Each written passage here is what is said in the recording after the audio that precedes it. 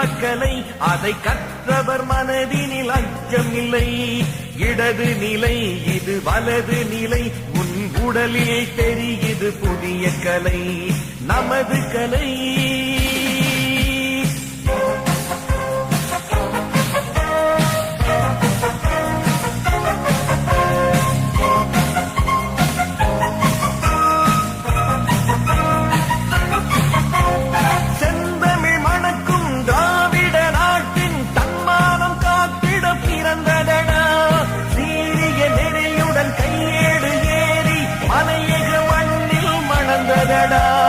அகற்றும் உன் ஆணவ நிலையை வளர்க்கும் உன் மனதின் வலிமையை